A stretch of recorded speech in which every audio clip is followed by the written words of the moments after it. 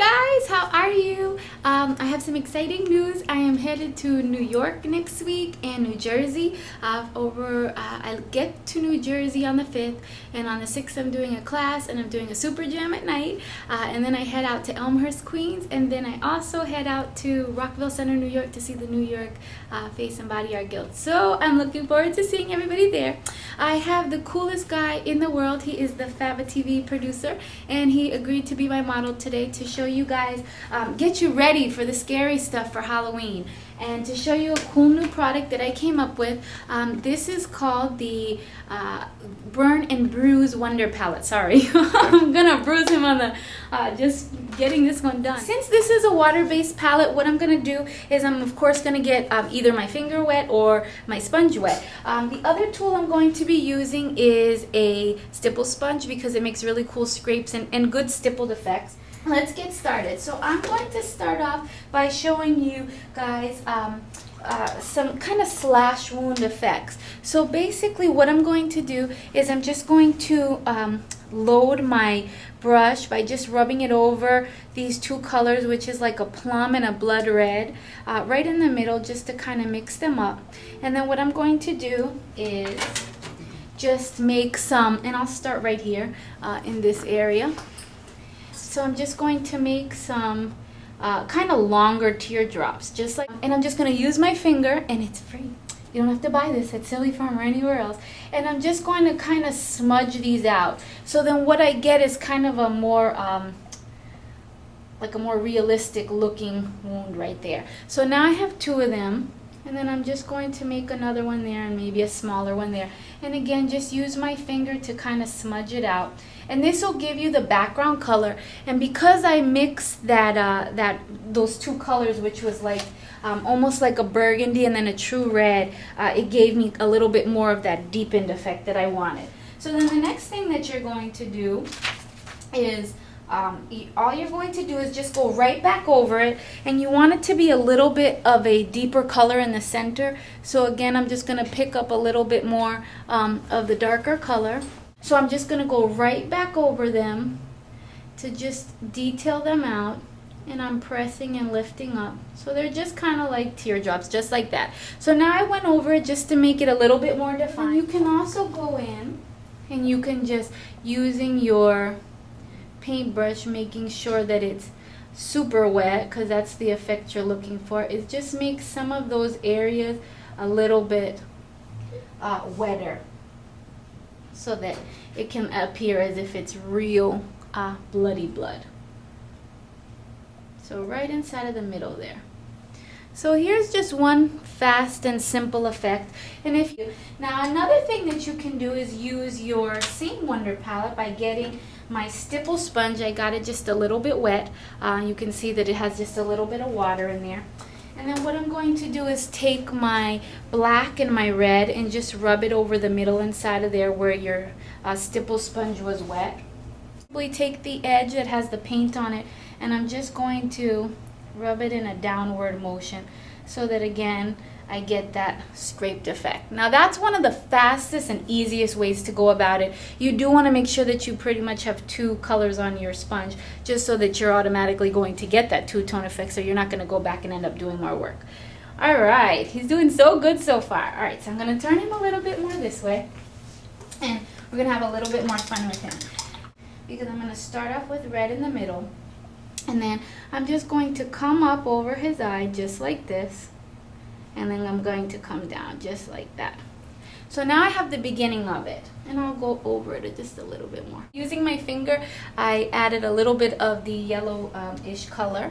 I just rubbed it right over the surface just like this, and you want to make sure that it's not too wet. You want it to be a little bit more on the dry side. And I like to use my finger because I can get it exactly where I want. So right around the edges, I'm just going to blend with my finger this yellow color. And again, you can still do this with your sponge. I prefer doing it with my finger. It's really up to you and whatever you're more comfortable with. I clean my fingers a lot. When I face paint, I use baby wipes, and I'm always cleaning my hands. So you know, it's really a matter of what you're comfortable with more than anything else. All right, so now what I'm going to do is I'm going to go in with a smaller brush, and this is a number 3, and I'm just going to give it a little bit of a black line to just trace the inside of it and make it appear that it's a little bit deeper. So I'm just going to go in right inside of here, and I'm just going to give it a very thin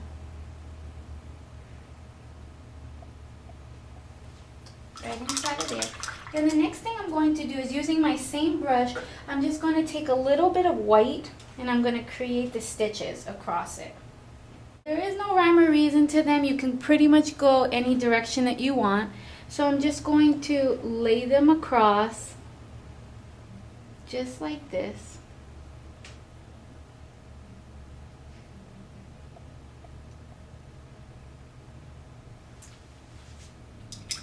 So the next thing I'm going to do, since keeping with my small brush, I'm just going to go ahead and I'm going to outline these stitches. So what you want to do is make sure that at the beginning and end of each stitch that there is an entrance and an exit point for them. So you want to make sure that in those areas it's the blackest area. So right around the edge, right in there, I make a half circle, and then right around there I do the same, so that way you can see it. And then what I'm going to do is just give either the under or the top a little bit of an outline. So now what I did is I just created a little bit more of a definition for these stitches right inside of here. And then now you can have a little bit of fun with it. Like, again, you can use your red to really kind of build up a red blood color for you, so that you can add some blood in between these stitches. And right inside, especially where the red was, I'm just going to add a little bit more of it, just like this. And again, you want to make sure that whatever red you're using is going to be able to be liquefied pretty well. So now I just created a little bit more of a blood kind of texture to it. And I'm just going to use my finger to kind of stipple it out right there. And again, right here. And right underneath his eye, it was really wet, so I like to make sure that it looks nice and bloody. So you can go back in around the edges and you can add a little bit more of a scraped effect right inside of there, or right underneath it, just to make it a little bit more bruised and battered and beat up. Well, the last thing that I'm going to show you guys, because we only have a little bit of time, is just a kind of a bullet wound and how you guys would use it. So using just your Wonder Palette. So I'm going to start off with my sponge, and I'm going to just add a little bit of this yellow and green, because basically what happens when you have anything infected, it usually turns this yellow and its green color first. So I'm just kind of mixing it right in the middle, just like so. I just patted down a little bit of a green and a yellow mix. So the next thing I'm going to do is, just using my stipple sponge, I'm picking up a little bit more of the red and the wine color, and I'm just going to, right outside of it, just dab a little bit more of this red right inside of there. So I'm going to start off by making a little bit of a circle, and then from that I'm going to create some cracks. So I'm going to lay it down and just extend it.